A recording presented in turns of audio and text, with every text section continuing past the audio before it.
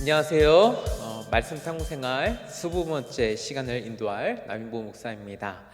이 시간에는 오늘부터 우리가 함께 묵상하게 된 성경 말씀, 바로 사무엘하 말씀을 전체적으로 개관하면서 내용을 살펴보려고 합니다. 이 사무엘하 말씀은 바로 앞에 있는 성경인 사무엘상과 본래 한 권의 책으로 이루어진 성경입니다. 그랬던 이 사무엘서가 주전 2세기, 3세기 경에 만들어진 70인역, 이 70인역은 구약 성경이 본래는 히브리어로 되어 있는데요, 그것을 헬라어로 번역한 성경입니다. 그 70인역 번역한 성경을 두 권으로 나누게 되었습니다. 이렇게 나누게 된 것은 이 두루마리 양의 한계 때문에 그랬습니다.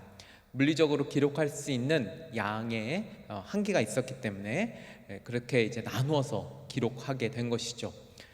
그렇게 나뉘어졌던 것이 지금까지 이제 상하권으로 나뉘어서 전해지게 되었던 것입니다.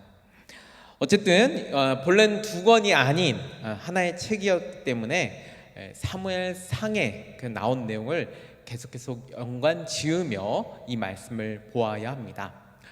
사무엘상에서는 제기했던 문제가 왕은 과연 어떤 인물이 되어야 되는가, 또 왕국은 그렇다면 어떻게 세워져야 되는가, 이것에 초점이 맞춰져 있었습니다. 이 질문에 대한 답을 바로 마지막 사사였던 사무엘의 그 삶과 또 신앙을 통해서, 그리고 이스라엘 초대 왕이었던 사울의 그 통치와 그의 삶을 통해서 찾아가게 되었던 것이죠. 사무엘에서는 바로 이 질문을 그대로 이어서 가지고 오게 됩니다. 그래서 이 질문에 대한 답을 역시 하게 되는데요, 이번에는 그 답을 이스라엘의 두 번째 왕이었던 다윗 왕을 통해서 찾아가게 됩니다. 사무엘가 다윗이 왕으로 통치해야 했던 그 내용을 담고 있는데요, 바로 앞서 질문했던 그 질문에 대해서 답하기 위해서 다윗이 왕으로 통치하는 모습을 담고 있었던 것이죠. 사무엘서 전체를 우리가 이해하기 위해서는 사무엘상에 대한 내용도 함께 보는 것이 좋습니다. 그래서 이 시간에는 사실 근데 우리 사무엘상 말씀을 다 볼 수는 없기 때문에 우리가 지난 우리 말씀 탐구생활 16번째 시간에 이 사무엘상 말씀을 우리가 함께 보았습니다. 지난 5월에 우리 이창현 목사님이 전해주셨는데요, 이 내용도 우리가 같이 함께 보시면 이 사무엘서 전체를 이해하는데 많은 도움이 되실 것입니다. 자, 이제 구체적으로 우리 사무엘하 말씀 어떠한 내용을 담고 있는지 함께 살펴보겠습니다. 이 사무엘 말씀은 총 3개의 단락으로 나뉘어져 있습니다. 첫 번째 단락은 1장부터 8장까지 말씀으로 다윗이 왕으로 서고 그 왕권을 확립해 가는 내용이 담겨져 있습니다. 이 기간에는 하나님께서 다윗에게 복을 주셔서 이 나라가 부강해 가고 성장해 가는 모습을 우리가 볼 수 있습니다. 다음으로 두 번째 단락은 9장부터 20장까지의 내용으로 이번에는 앞의 내용과는 좀 반대되는 다윗 왕권의 위기가 찾아오는 모습들이 나타나는 것을 볼 수 있습니다. 다윗의 윤리 도덕적인 타락으로 인해서 왕권이 흔들리는 모습을 이 단락을 통해서 볼 수 있는 것이죠. 자, 그리고 마지막으로 21장부터 24장까지 내용은 종합적인 결론의 내용이라고 할 수 있습니다. 특별히 이 장은 좀 특이한 구조로 되어 있어서 이 구조를 통해서 다윗의 삶의 전반적인 모습을 되짚어 보게 되고, 또 앞으로의 어떤 소망에 대한 메시지도 함께 이곳에 담겨져 있습니다. 자, 이렇게 이제 3개의 단락으로 나뉘어진 말씀, 이제 하나하나 그 단락을 자세하게 살펴보도록 하겠습니다. 자, 먼저 사무엘하 1장부터 8장까지에 나온 내용인데요, 이 첫 번째 단락 내용을 보시게 되면 맨 처음 나오는 내용이 바로 사울 왕, 초대 왕이었던 사울 왕과 그의 아들이었던 요나단의 죽음에 대한 내용이 나타나는 것을 볼 수 있습니다. 사무엘상, 바로 앞에 나와 있는 그 성경의 내용에 보면 맨 마지막 내용이 이 사울 왕이 블레셋과 전쟁을 벌인 일이 나옵니다. 그런데 바로 그 전쟁에서 사울 왕과 그의 아들 요나단이 죽게 되죠. 사무엘 하는 바로 이 소식을 다윗이 접하는 것으로부터 시작하게 됩니다. 자, 그런데 좀 특이한 점이 있습니다. 그것은 무엇이냐면 다윗이 이 소식을 접했을 때의 태도입니다. 다윗은 이 소식을 접하고 그에 대해 슬퍼하며 애가를 짓게 됩니다. 물론 다윗과 요나단은 사무엘상에서 나온 것처럼 아주 친밀하고 깊은 우정의 관계를 보였었습니다. 하지만 그렇다고 해도 거의 적이나 다름없었던 사울의 죽음에 대해 애가를 지으면서까지 애도한다는 것은 사실 너무 과한 것이 아닌가라는 생각을 해보게 합니다. 이것에 더 나아가서 다윗은 이런 사울과 그의 가문에 대한 배려가 아주 깊게 이후의 내용에서 나타나게 됩니다. 사울의 장례식을 치러줬던 길랏 야베스 사람들을 치하한 일이 나타납니다. 또 사울의 군사령관 아브넬의 그 죽음을 애도한 일도 나타나죠. 또 사울의 후임자였던 이스보셋을 암살한 자를 심판하는 일도 하게 됩니다. 이처럼 사울과 관련된 일에서 다윗은 사울을 적으로 대한 것이 아니라 오히려 자기 편의 왕이 죽은 것처럼 그렇게 행동하는 모습을 보이게 됩니다. 다윗이 이처럼 행하게 되었던 것은 사울이 하나님이 세우신 왕이라는, 즉 하나님의 주권을 인정하고 받아들이고 있음을 보여주는 대목이라고 할 수 있습니다.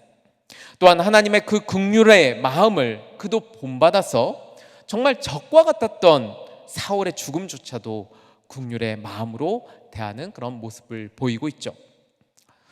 그러니까 결국 이러한 모습들을 통해서 당시에 흩어졌던 어떤 민심을 다시금 수습하게 되고 백성을 하나로 결속하게 하는, 그래서 다윗을 왕으로 세우게 되는 발판이 되었던 것입니다. 다음으로 이제 그 상황에서 이제 다윗이 왕위에 오르는 모습이 나타나게 됩니다. 처음 다윗은 사울의 죽음 이후에 시글락에서 유다로 올라가게 됩니다. 그곳에서 바로 유다 지파의 왕으로 등극하게 되죠. 이때 아직 남아 있었던 사울의 세력들이 있었는데요, 그 사울의 추종 세력들과 충돌을 하게 됩니다. 하지만 이 충돌도 결국 사울 추종 세력의 내부 간의 그 다툼으로 인해서 결국 사울의 가문이 완전하게 몰락하게 됩니다. 자, 이렇게 사울의 세력들이 완전하게 몰락하게 되자 이번엔 모든 이스라엘 지파 사람들이 바로 다윗에게 몰려들게 됩니다. 다윗을 왕으로 추대하기 위해서였죠. 다윗은 그들의 그런 요구를 받아주게 되고 결국 왕으로 세움받게 됩니다. 숱한 고난과 어려움을 겪었던 다윗이 그럼에도 그 순간에도 하나님의 뜻을 저버리지 않고 하나님의 뜻에 순종함을 통해서 결국 영광스러운 왕의 자리까지 올라서게 되었습니다. 자, 이렇게 이제 다윗이 이제 왕에 올라오게 됐을 때 가장 그가 먼저 했었던 일은 바로 수도를 옮기는 일이었습니다. 우리가 잘 아는 예루살렘으로 수도를 옮기게 되죠. 이곳은 당시에 유다 지파와 베냐민 지파 사이에 있는 이방인의 도시였습니다. 바로 이곳으로 수도를 옮김을 통해서 내가 단순히 유다 지파에 아니면 베냐민 지파에 어느 지파에 소속되어 있는 그런 왕이 아니라 이 나라, 이 민족 모든 지파의 이스라엘 왕으로서 세움받는다라는 의미를 부여하게 하였습니다. 진정한 통일 왕국으로 이스라엘 세우려는 의지가 담겨져 있는 것이죠. 뿐만 아니라 다윗은 이곳을 영적인 의미에서의 수도로도 삼으려고 합니다. 그래서 그가 한 일이 바로 언약궤를 예루살렘으로 옮기는 일이었죠. 물론 우리가 잘 아는 것처럼 우사의 죽음이 이 과정 가운데 있었죠. 그래서 참 그 옮기는 과정이 쉽지는 않았었습니다. 하지만 이런 평탄치 않은 상황 속에서도 결국 다윗은 그 궤를 예루살렘으로 옮기는 일을 완성하게 합니다. 이렇게 다윗은 나라를 정비하고 또 신앙적으로 바로 세워감을 통하여서 점점 나라를 부강하게 해 나갑니다. 이러한 모습을 잘 표현하는 말씀이 있는데요, 사무엘하 5장 10절 말씀입니다. 만군의 하나님 여호와께서 함께 계시니 다윗이 점점 강성하여 가니라. 다윗이 늘 자신과 함께 했던 그 하나님을 바라보고 의지하고 순종함을 통하여서 그 왕국이 점점 강성해졌다라고 말씀하고 있습니다. 자, 그렇게 이어지다가 이제 마지막 첫 번째 단락의 마지막 부분, 바로 사무엘하 7장 말씀인데요. 2장에서는 하나님과 다윗의 약속하는 장면이 나타납니다. 다윗이 그 앞에 모든 일들을 다 마친 후에 마지막으로 그의 마음에 가졌던 것이 무엇이냐면 성전 건축에 대한 열망을 갖게 됩니다. 그래서 하나님께 제가 하나님께서 거하실 성전을 짓겠습니다 라고 그렇게 이야기를 하자 하나님께서는 그 제안을 거절하십니다. 그리고 되레 다윗에게 다윗의 집을 지어주겠다라고 그렇게 말씀하시게 되죠. 여기서 다윗의 집은 다윗의 왕조라고 생각하시면 됩니다. 그 왕조를 세우시겠다는 뜻을 담고 있는 것이죠. 실제로 다윗의 그 왕조는 이후에 죄를 짓는 경우도 있었고 때때로 그 죄 때문에 심판을 받는 경우도 있었습니다. 하지만 그럼에도 불구하고 그 왕조는 계속 이어져 가는 모습을 보게 되죠. 그러니까 하나님과 했던 이 약속, 사무엘 하에 나와 있던 그 약속을 하나님께서는 끝까지 지켜가시게 된 것입니다. 그리고 더 나아가서 그 약속의 최종 지점으로 예수 그리스도까지 그 약속이 이어져 가게 되죠. 다윗 왕조에 속하였던 예수 그리스도를 통해 하나님의 나라를 이루어가는 일이 일어나게 된 것입니다. 그래서 어떻게 보면 지금 이 말씀, 하나님과 다윗이 약속했던 이 약속이 단순히 이스라엘과 또 다윗 왕조에게만 국한되어 있는 그런 말씀이 아니라 모든 믿는 자들, 그리고 하나님 나라의 완성으로 이어지는 그 약속으로 볼 수 있습니다. 그렇기 때문에 이 다윗과 하나님과 이 약속했던 이 말씀은, 이 약속은 아주 특별한 의미가 담겨져 있는 것이죠. 자, 이렇게 해서 이제 첫 번째 단락 1장부터 8장까지 다윗이 왕국을 세워가는, 그런 통일 왕국을 세워가는 그런 모습을 우리가 보게 됩니다. 자, 두 번째 단락 9장부터 20장까지 말씀인데요. 앞장에서 이렇게 부강하게 왕성하게 성장하고 세워갔던 이 나라, 더 발전할 것 같던 이 다윗 왕국에 이번에 오히려 어려움이, 위기가 찾아오는 내용이 바로 이 두 번째 단락에 나타납니다.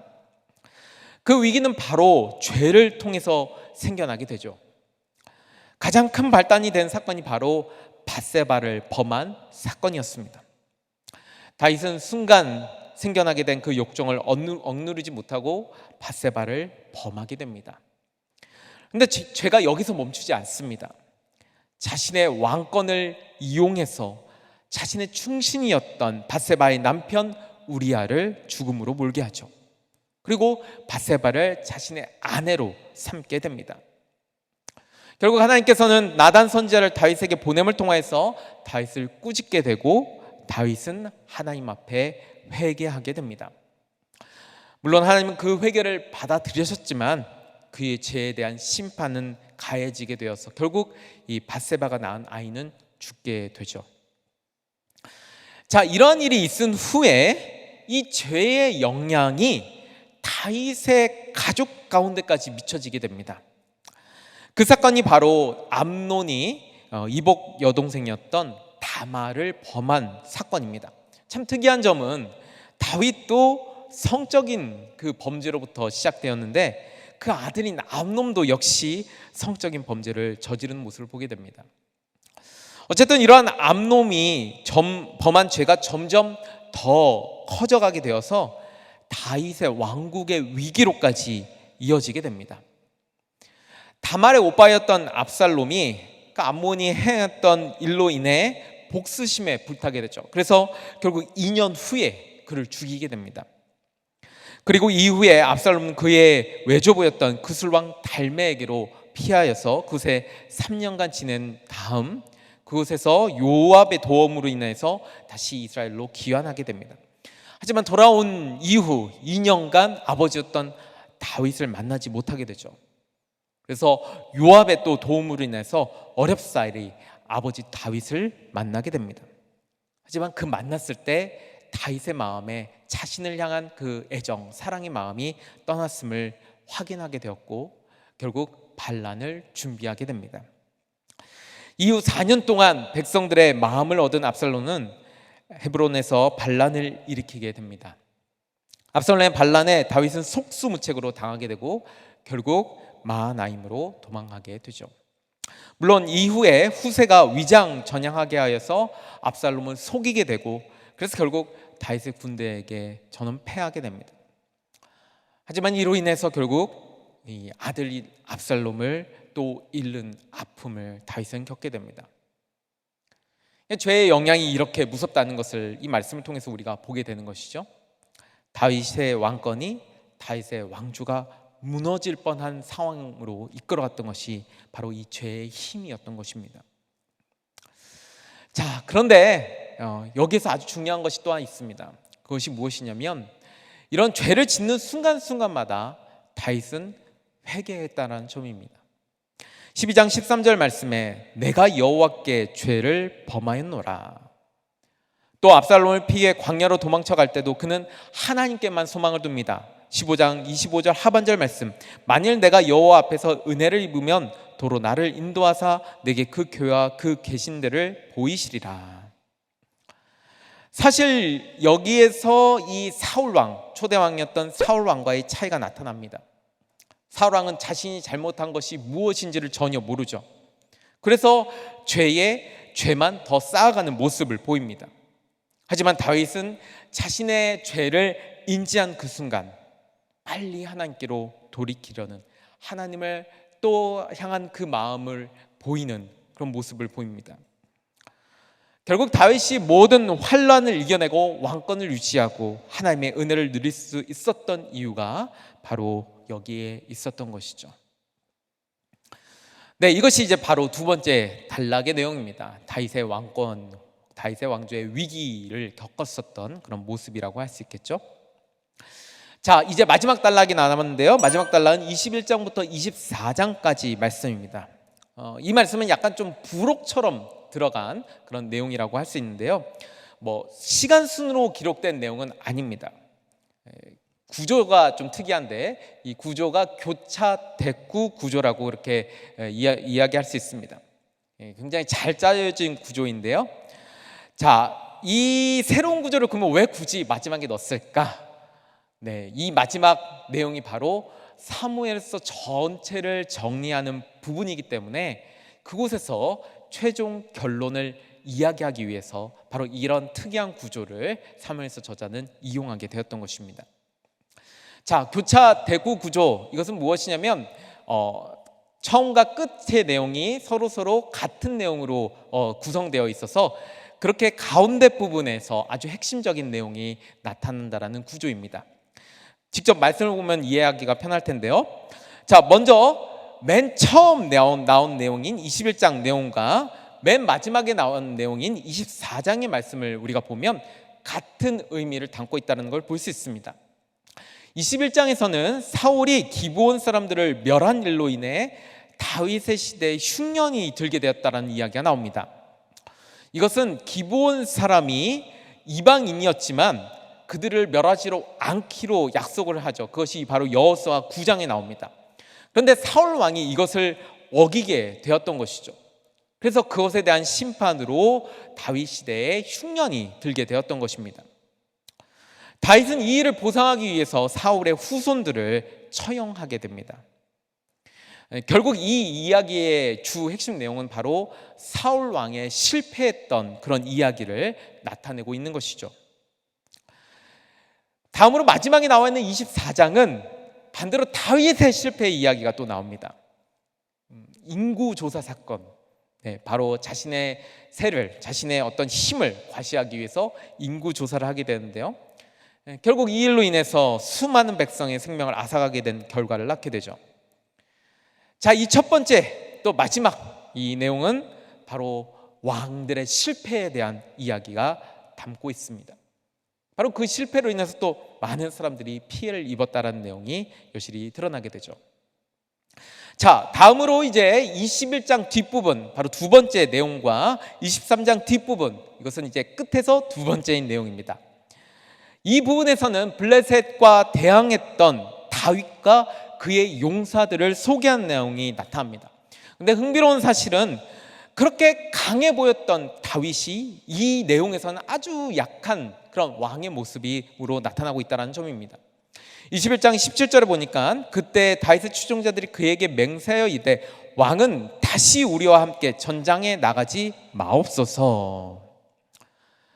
네, 신하들이 그냥 왕을 보호하는 측면에서 이런 이야기를 한 거지만 그만큼 지금 다윗이 약해졌다라는 것을 또 반증해 주는 부분이라고 할 수 있겠죠. 또 23장에서는 블레셋 진영이었던 그 베들레헴의 물을 다시 무리하게 요구하는 그런 장면이 나옵니다. 다윗의 굉장히 약해진 모습이 이 두 내용을 통해서 여실히 드러나고 있는 것이죠. 자, 이렇게 해서 이제 앞뒤 내용이 나오고요. 이제 마지막 가운데 부분이 나옵니다. 이 가운데 부분은 22장과 23장 앞부분인데요. 주 내용은 다윗의 승전가와 그리고 다윗의 마지막으로 남긴 말이 담겨져 있습니다. 두 내용 다 다윗이 자신의 삶을 돌아보면서 뒤에 어떤 자기의 삶을 돌아보면서 어떤 자기 고백적인 내용이 담겨져 있습니다. 이 두 내용 다 똑같은 세 가지 큰 내용이 담겨져 있는데요. 먼저는 그와 그의 집안에서 베풀어 주신 하나님의 은혜를 기억하고 감사하는 내용이 담겨져 있고, 두 번째는 하나님과의 언약을 언급하며 그 약속을 신실하게 지켜가는 하나님을 찬양하는 내용이 담겨져 있습니다. 그리고 마지막 세 번째 내용은 미래에 세워질 왕에 대한 소망의 내용이 담겨져 있죠. 자, 이렇게 가운데 부분에서 다윗이 자신의 삶을 돌아보면서 자기 신앙적인 고백을 하며 맞춰지게 되는데, 앞에서 말씀드린 대로 이 교차 대구 구조에서는 가운데가 핵심이라고 말씀드렸죠. 이 가운데가 바로 사무엘서 저자가 이야기하고 싶었던 마지막 결론인 것입니다. 구조상 앞뒤 부분에서는 왕들의 어떤 실패한 이야기, 그렇게 우러러보았던 다윗의 연약한 것에 주목하고 있다면, 가운데에서는 그런 연약한 자들 가운데 일하시는 하나님, 은혜를 베푸시고 언약을 성취해 가시는 그 하나님, 우리에게 소망을 주시는 그 하나님을 지금 나타내고 있습니다. 사무엘 저자는 바로 이 가운데 부분, 하나님의 위대하심과 놀라운 능력으로 하나님께서 이 나라와 이 나라의 역사를 이끌어 가신다는 것을 말하고 싶었던 것입니다. 그것을 이제 더 도드라지게 나타내기 위해서 이런 교차 대구 구조를 사용하게 되었던 것이죠. 종합적으로 봤을 때 사무엘서에서 제기했던 질문, 왕은 과연 어떤 인물이어야 되는가? 또 왕국은 어떻게 세워가야 되는가? 이것을 물었죠. 답은 바로 이 마지막 이 결론을 통해서 우리가 낼 수 있습니다. 하나님을 의지하고 하나님께 순종하고 하나님을 따르는 자, 그가 진정한 왕의 자격이 있다. 그리고 바로 그 왕국을 그렇게 하나님 중심으로 하나님 더욱 의지하는 나라로 세워갈 때 그곳에 진정한 은혜와 복이 부어질 것이다 라고 말씀해 주는 것입니다. 다시 아무리 위대해 보고 다시 아무리 큰 업적을 남겼다 하더라도 그도 한낱 인간에 불과했죠. 그래서 죄를 짓고 어려움에 빠지고 나약한 모습을 보였습니다.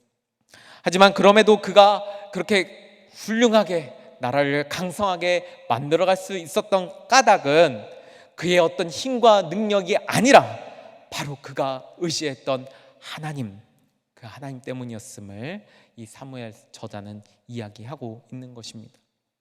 그 하나님을 의지하는 자만이 진정한 왕이고 그러한 나라로 이끌어야 함을 이야기를 하는 것이죠. 바로 이것이 이 사무엘하 그리고 사무엘서 전체의 어떤 종합적인 결론이다라고 할 수 있습니다. 자, 이렇게 해서 우리 사무엘하의 말씀을 전체적으로 살펴보았습니다. 이제 오늘부터 사무엘하 말씀을 우리가 묵상하게 되는데요. 앞의 내용들 우리가 잘 좀 기억해 보시면서 또 매일매일 말씀 묵상을 통해서 주시는 하나님의 뜻과 방향을 잘 찾아가시는 우리 성도 여러분 되시기를 바랍니다. 말씀을 묵상을 통해 주시는 그 은혜를 충만히 누리시는 사랑하는 성도 여러분 되시기를 주님의 이름으로 축복합니다. 끝까지 시청해 주신 여러분 감사드립니다.